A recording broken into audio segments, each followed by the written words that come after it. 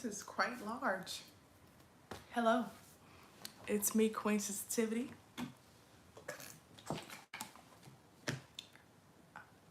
And I'm about to do hopefully a quick energy update because I kept feeling like I needed to share this message, and then now it's time. So yeah, first of all, thank you for everybody watching this. Very grateful. Yes, I'm very grateful. Thank you. Right now, I just launched a 33% off sale for my Big Mama readings. So it's the letters of the heart, which are between 600 to 1,100 channel messages just organically for you. And then I have the calls of the heart, which are usually, the options are 20-minute or 30-minute reading with channel messages just for you. Yeah, and both of those are 33% off right now, so that's quite a big discount in my opinion. But I kept seeing the number 33 and it felt like it was the right thing to do. So if you have interest in that, you can DM me on Instagram at queensensitivity1, or you can email me queensensitivity1@gmail.com. I'm a bit like a little disoriented. I don't know why I'm being so quiet. I'm like shy. So yesterday it was very weird energy. It felt just very uncomfortable when I woke up yesterday, and I was like, okay. And Spirit was like, you should do one of those reels with the messages like you do, because oftentimes when I feel like that and I make a reel, it helps me to expunge the energy and transmute it into a form that I can grasp and understand. So all of those readings are usually for me that I just end up sharing with the collective. And the message in there was just like, well, one of them was like a physical manifestation of divine union between divine counterparts. I just saw 33 on the clock now, and I was getting ready for this live reading because I have something that I wanted to discuss, and I was on Instagram because I was about to post that I'm going live on YouTube, and I saw one of my friends from my Sensitive Souls group chat, and she posted a bunch of pictures of her with her twin flame, and I'm just like, oh my God, like the reading was true. It came true. It's so nice when that happens, and I'm sure for several other people that's the case. And like I said, the reading, it wasn't just about, these were the two cards that came out. These are by Alana Fairchild. The art is by Razuli. But yeah, like the message was also that like something that was destined to happen is happening now, has already happened. So that was nice, because yeah, I just felt yesterday felt really strange. So I guess to kind of jumpstart talking about the womb. So the womb came up in my part 2 of my twin flames reading, the one that centered more so around the divine feminine.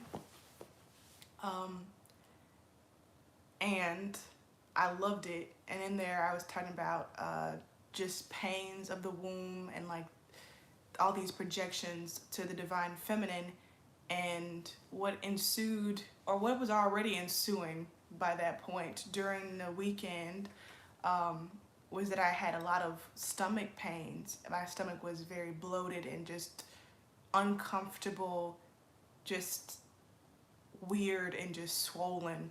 And I thought it was just me because I was like, maybe I drank some like cow milk or something by accident. But it wasn't, and even now it's still like recouping. But then I talked to my cousin and she said like the same thing, like inexplicably, I don't know, with words recently it's been like, what? Inexplicably, she was experiencing the same symptoms, and like this is, neither of us were on our periods. Like it's not in sync with the usual menstrual cramps that we experience. Um, so of course, just like everything else, it's spiritual. Um, and I saw a lot of people talking about how the weekend was like a portal opening, or we're between eclipses. Right now is eclipse season, and there was a lot of like intense clearing. I had a lot of moments where I'm like, I'm gonna do something fun, or I'm gonna be really energetic, and then like it was just like, no, I had to like sit down and disappear. Not disappear, but like, I don't know, like leave. um it's been occurring more and more often recently, where like I just get so tired, like so tired out of nowhere. Like I just been up for like a 12-hour shift, tired, like probably more than that. Like I've been up for 24 hours working. That's how tired I'll suddenly feel. And like I can't make up any excuses to keep pushing through. Like I've got to lay down. And I know that this, because it's happening alongside the womb, is all connected. So I feel like over the previous weekend, I'm recording this video on October 24th, so the weekend before this day. But whenever these messages resonate for you, they resonate for you, so it don't really matter. But it does. I feel like there's been like a cleansing of the sacred womb of the divine feminine. And I think it's so amazing how I got all those messages in my part 2 of my twin flame reading. So I would highly recommend you go watch that if you haven't already. I know if you hear these little clicks, there's nobody in my room making these little sounds. So it's just, I always take it as just spirit, as my spirit guides, just giving me like, yep, that's correct. Like little support. No, just, yeah. And I feel like in that reading, I was talking about how right now the divine feminine has been freed to be able to create and express herself, um, to her fullest extent, without the fear of persecution, or um, the persecution itself. So like during the time that I got those channel messages, that's what was happening. And so I feel like there was like this time warp of like pain of the past, like being cleared now. And hopefully everybody can feel like it's a new energy, feels very different than the old energy. And at times it feels very strange. I get like this spidey sense that like something is happening, or something has happened that I have not been made aware of yet.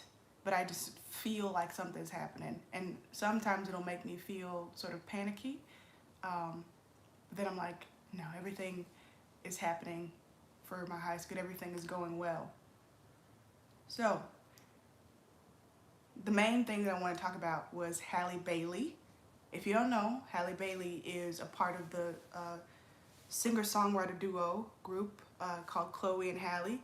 And she was also the Little Mermaid in the live-action movie made by Disney. And it came to my attention that she is pregnant with child.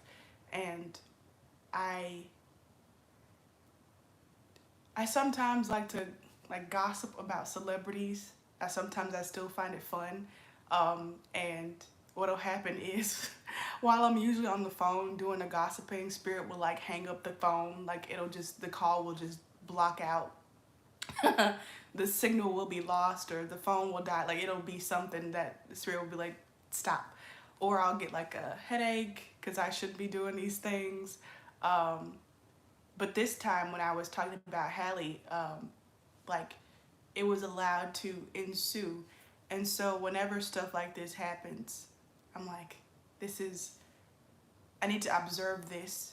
This is a topic that I've spoken about before, about I know, like stop judging your judgments and like stop demonizing yourself and stop um I know, like hating on yourself for like the flaws that you have, because they're all showing you something. They're all like, this is just as worthy of my attention as something that I think is positive. Like, I don't know, my intuition or something like that. I don't know if you heard the click. This is just as important. And so I was actually gonna try to write a song about this to see why I was feeling so disappointed in her for getting pregnant. Um, but then the song wasn't good. So I kept thinking about it, and then I was like, oh wow, like I was just talking about how people are constantly projecting their fears um, and their own insecurities and their own demons onto the divine feminine's womb, womb.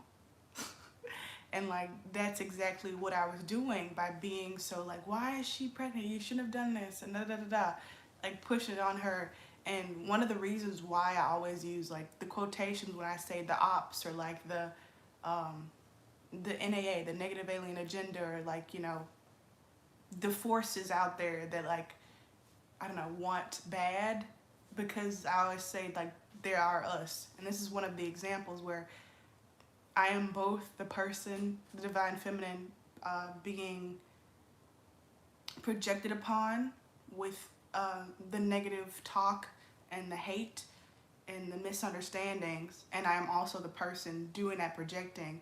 And I was thinking, I was like, it's so nice when you realize that you're on both sides of the fence, because that's when you have your control back and you can stop it.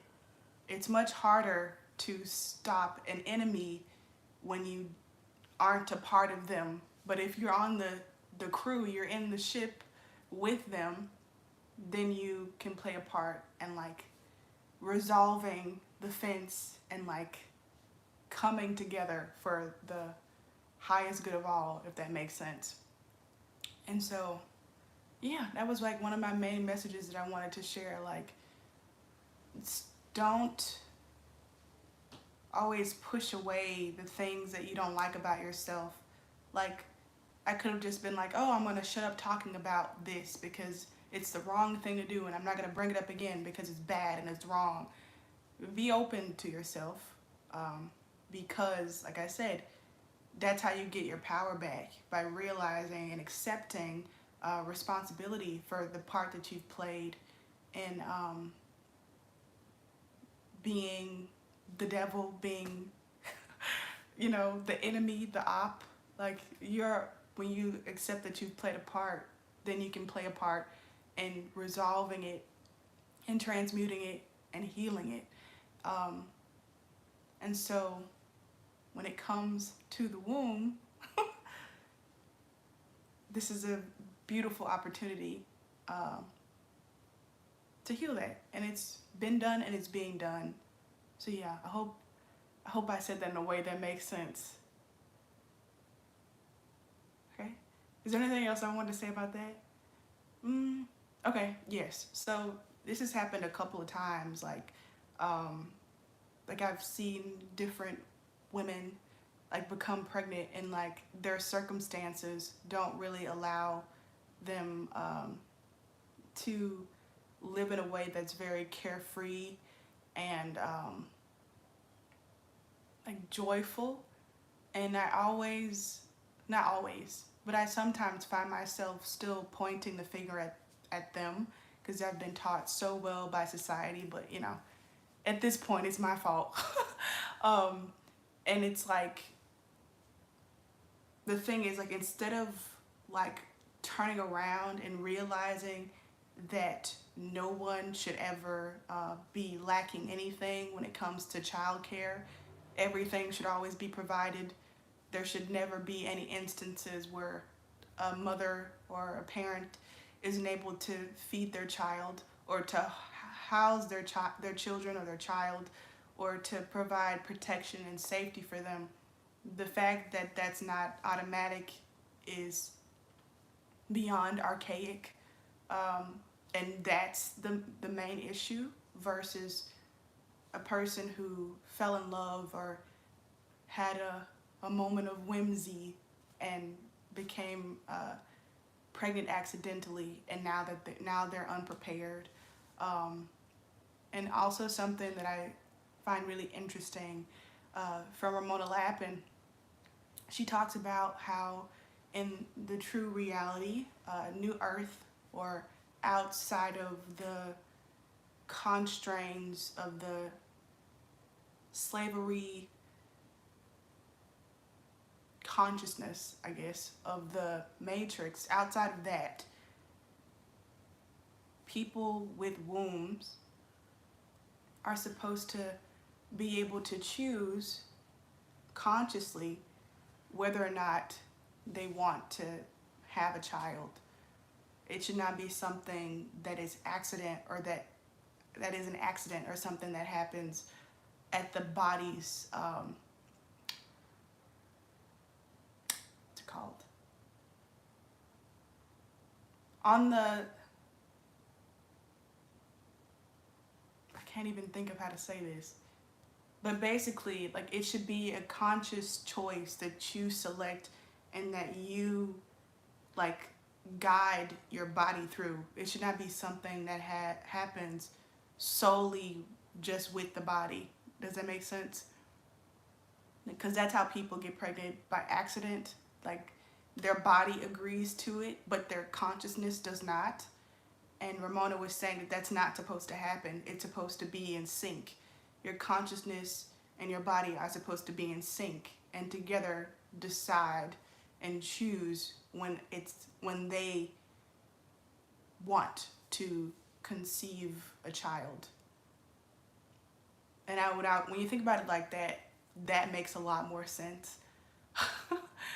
In terms of just being a living person, you should be able to, because everything is consciousness, everything is spiritual, and we create everything, and so it only makes sense that you would also be able to dictate and determine based on your own soul's truth when and how you would like to conceive a child, rather than it being something that is detached from your consciousness and happens, at the discretion of the body. If that makes sense. These are very important things that I'm saying. Hopefully when I listen to this later,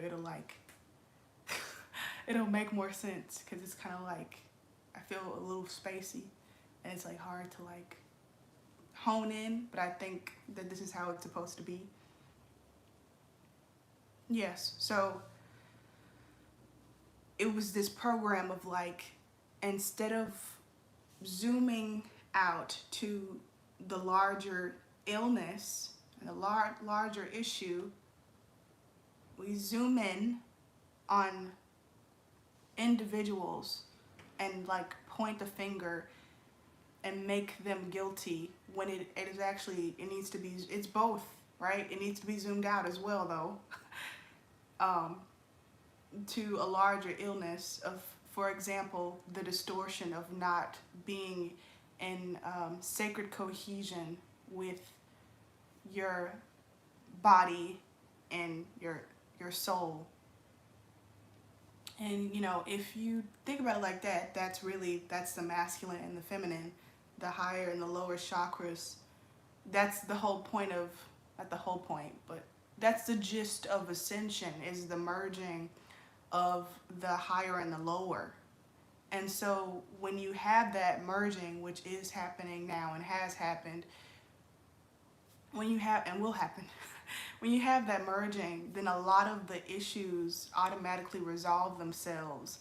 And when you think about it like that, that's how you can easily see that, oh, this is the way that reality was always truly supposed to be.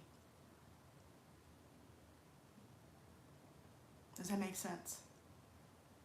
It was always supposed to be merged, because when it's separate, that's when you have all these different issues, which is just this grand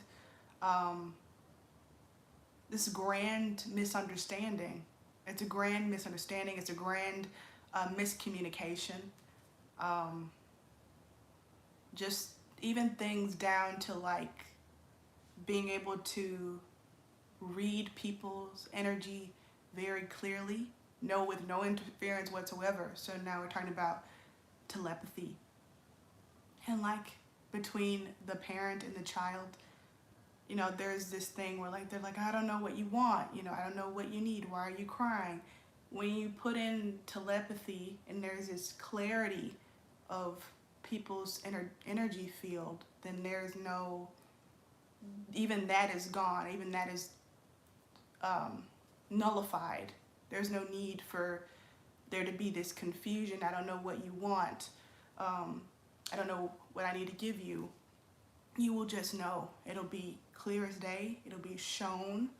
But yeah, there's a lot of stuff around the womb, and specifically having a child in the womb that is clearing and that has been cleared and resolved and is resolving, so that we don't have to continue being so brutal. It should not be brutal. It should not be this terrible thing. It should not be so difficult and rough. That makes sense. I have a lot of stuff to say that keeps coming in, but I'm like, I don't know if I should share it. But I guess I can say this, like, it's like this idea of like in the Catholic Church of like, I'm not Catholic, so excuse me if I get this wrong, but it's like you have to go and talk to some guy usually in order to talk to God. Like you have to go through them. You can relate that in the same way as like when you give childbirth, there's this, you know, tradition of like you have to go to a hospital, you have to have insurance and pay the hospital, you have to get a doctor in order to like give birth, you have to go through somebody else, and that should not be the case. Of course, you know, it's nice to have support and, you know, people who support you and love you and want to show up for you, but it should not be necessary. It's the same way, like I was just saying about like that thing in the Catholic Church. Like it's nice to go and confide in another person, you know, and talk to them about your troubles. It's nothing wrong with that, but you don't have to do that in order to speak to spirit, because you have that innate right as a free soul to be able to speak directly to source, which is to yourself. Hello. This person says, hi, you in the forest? I'm always in the forest. I'm always in the weeds. I don't know. I like to go in the forest. I know, maybe that's something too. In the weeds. Because in my part 2 of my twin flame reading about the divine feminine, I was saying how she is unknown. She is misunderstood. She can be tamed. And so, like, being in the weeds means like you can't really distinguish, you can't really see, you can't really put a finger on it. And I feel like, you know, there's something that's always going to be kind of elusive and mysterious surrounding the divine feminine. And I feel like that is an innate layer of protection that she has, that elusivity, that being in the weeds kind of space, because that's what I was saying in that reading. Is like you can't see her like to know her, you can't hold her to know her, you have to feel her. And so it's like only those who are willing to open themselves up and bare themselves and be vulnerable in that way are able to truly interact and know the divine feminine. It's like the rose. Like it has those thorns on there. Like they're on there for a reason. You don't get to touch the rose without um, exposing yourself to the thorns. Is it all I wanted to say? Try to make sure I say everything. Okay, so once again, I have a sale going on right now until October 27th, 2023, where it's 33% off channeled written readings and channeled video readings. Okay? Give this video a thumbs up if you're still watching at this point. Share, feel free to leave a comment. We're gonna continue on to like the live energy update part, like what does Spirit want us to know. So in the spirit of birth, I decided I was drawn to a book about death, which I thought was ironic. Look, it kind of matches my shirt. I was actually about to wear a different shirt today, and I was asked to change it, and the little piece kept scratching my shoulder. So I put on this one, and look, it's green. So there's the heart chakra, which is inherently feminine. So we'll get a quote from here, and then we'll get some more messages from tarot. Yeah? Okay. So this is chapter 34. It says, Fight Club except Lamber. Excuse me. Excuse me. This book is by Jesse Andrews. Aw. Look. This little baby from my old job, she made me this. It says, I love you. Oh my God. And she drew this little, this rainbow card. So this is so sweet. And I also have this dragonfly bookmark that I've been looking for. And here it is. So dragonflies and I love you and rainbows, which is like all the love. Okay. Earl and I had never been in a fight. That was mostly because I am cowardly, and also partially because we had a pretty good working relationship and well-defined roles. The point is, I never really gotten angry at him, and also I'm terrified of conflict, especially with Earl because of the windmill kick to the head he can do. But I was pissed that he had told Rachel, so I went over to his house to yell at him. Even just writing about this is giving me sharp stabbing armpit pains. The whole time on the walk over, I was kind of muttering to myself. Specifically, I was rehearsing the stuff that I was going to say. Earl, I muttered to myself, the foundation of any good working relationship is trust, and I can no longer trust you in any way. By telling Rachel about this film, which was supposed to be a surprise, you've betrayed my trust. I was lurching through the streets of Earl's not-so-great part of Homewood, moving my lips, making semi-coherent noises, walking faster than is graceful for an overweight person to walk, and emitting maybe a quart of human sweat. I don't know if I can work with you again. You will have to earn my trust back if you want to work with me. I don't even know how you would go on about doing that. I was on his block, and the sight of his ramshackle weird house jacked up my heart rate even worse than it had already been jacked up. You're going to need to convince me that I can trust you. That was another inane thing that I said. I walked up the walk where I had broken my arm and stood there, no longer muttering. Somehow I was terrified to ring the bell. Instead, I sent a text. Hey, I'm in front of your house. But before Earl came out, Maxwell wandered out onto the porch. Fuck you want, he said, although sort of casually and unthreateningly. I'm just waiting for Earl, I said, in my new loud middle-aged Jewish woman voice. Earl appeared in the doorway. Sup, he said. Hey, I said. So, page 246 and 247. So, what I picked up from that was like this person wanting to fight and wanting to ramble, but it being really difficult to grasp onto and hold on to the anger.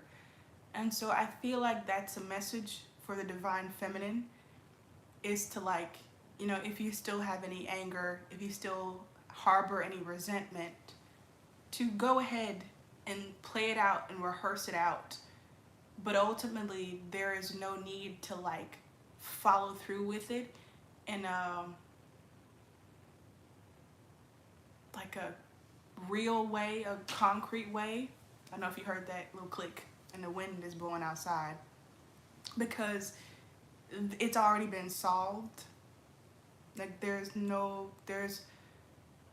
nothing to fight. But also, if you still are feeling that, you know, raunchiness, express it.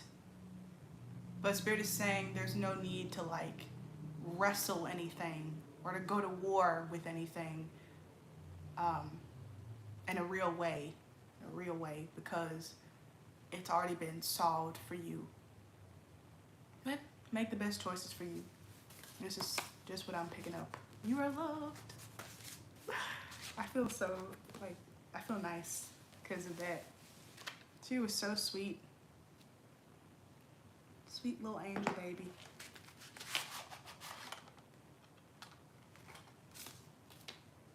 Okay.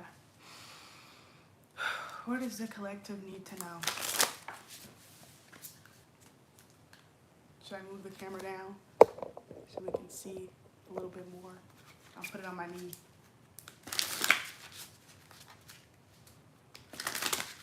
This is the Dragon Oracle deck by US Game Systems Inc. Okay, what would you like the collective to know in regards to the Divine Feminine? Ooh, that came out quick. Okay. And then we'll just clarify this. Wow. Whoa. And then we'll take this one too.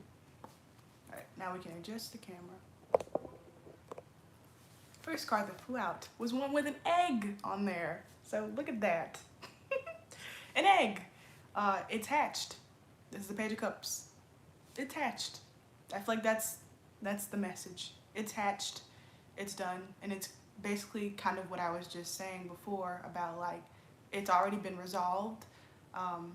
If you were waiting for some sort of emotional relief or emotional justice, know that it has already been delivered. And I feel like that's what this calm energy is in the field. And again, if you aren't aware of it, it has happened. It's already been done. That's a feeling that I got yesterday. I felt like something had happened for me that would be amazing, but it just hasn't caught up yet in terms of like me seeing it or me reveling in it. But it's already been done. And I feel like this is the realm of the Divine Feminine. This is where she, I'm not referencing gender. I'm just using she because Divine Feminine. The energy. But like this is the realm that she lives in. The Divine Feminine is very intuitive and follows her heart.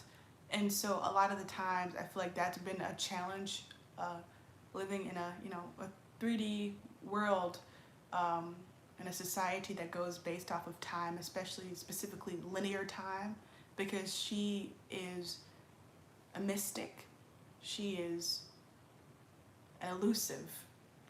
And so she goes where she pleases, and the Divine Feminine often will know about something before it actually happens. That's why you see like more women, I would say, with like using, their intuition, and being more in touch with their emotions, is because women are usually, not always, more in tune with their Divine Feminine. But just feminine people in general, this is the realm that they live in. And I feel like there's been like a lot of difficulty in terms of like maneuvering in a way, like your soul maneuvers in a way that evades the constraints of linear time but you've had to think and be logical and live in a way that is based on linear time. But that's the message. It's already happened. It's clarified by, oh, this is 2 cards. I thought it was 1. So I'll take that as a message of twins. So we have the 9 of Swords, which has come out several times today. I've seen this card like 3 or 4 times today already. And Page of Coins, which is Page of Pentacles. So 2 pages now. So definitely fresh new starts, fresh new energy. I'm going to close this up soon. I feel the need to. But look how this dragon here, you can't really see its full body. It's an enigma. That's what the Divine Feminine is. And so I feel like what this card is saying, to kind of tie in, you have successfully been able to evade swords by becoming, is it translucent? But like becoming mist, like unsolidifying. Is it the word, or is it desolidifying? I'll say unsolidifying. This is what I talked about at the very beginning of this energy update when I said like, I lay down and I disappear. It's like I leave here and I have like no memory of anything that I was dreaming about or how long I was asleep. Like I just shut off when I get very tired like that. That's how you, I don't know, there's a superpower there.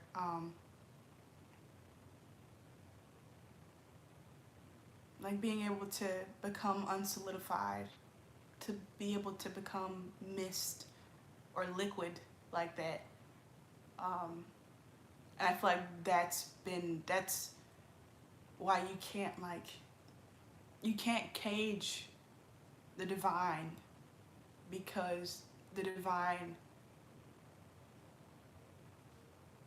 is everything. That's what, gas, it spreads to everything. I don't know if I'm making sense. That's a message. In terms of the Page of Coins, it looks like this dragon is over a maze. And so Divine Feminine also has like this higher perspective on things. And she's no longer wasting time trying to figure out things on a 3D level inside the maze, because she's tapped into her divine self and is rising above. And this is for everybody. This is not just women. This is everybody who has everybody, because everybody has the Divine Feminine within them. So keep on tapping into that unsolidified part of yourself, that crystalline part of yourself, that liquid, that gas part of yourself, and keep following your intuition by going higher and not trying to solve things on a flat plane. And then finally we have the 7 of Wands. For some reason this 7 looks like sever, which reminds me of Severus Snape? Severus Snape? Is that his name from Harry Potter? I've been seeing a lot of like cool videos about him.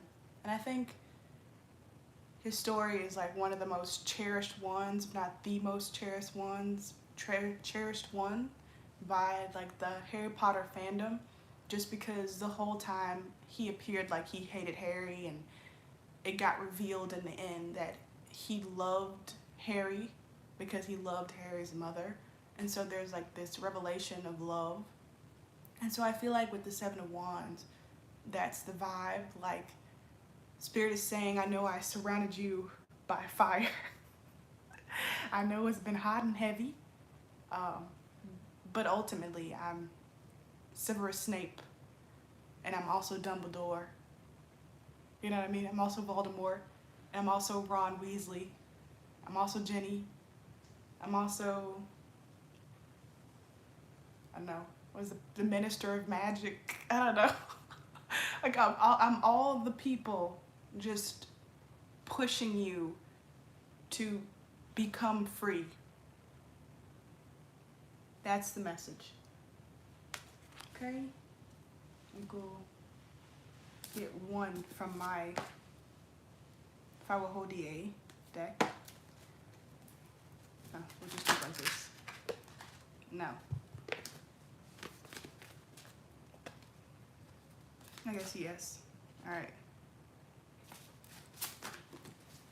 No. I'm gonna shuffle this deck.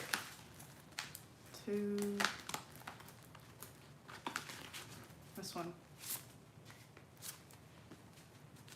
So we have the Star and the other Empress.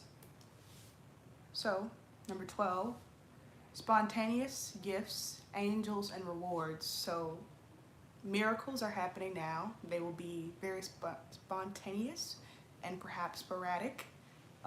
And they will be magnificent.